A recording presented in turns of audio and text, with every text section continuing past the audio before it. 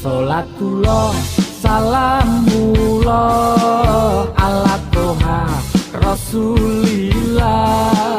Sholatullah salamullah ala yasin habibillah. Wayahe saiki wis wayahe milih pemimpin sing ngerti rakyate. Wayahe saiki wis wayahe Gus Maimun wis nyoto kiprahe.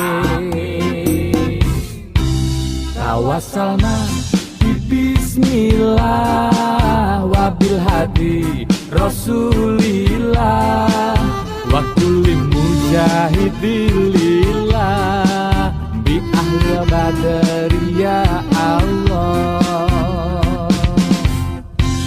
Ayo dulur gandengan tangan sing kenceng, wis wayahe tuban ditata bareng, satukan tekad meraih kemenangan.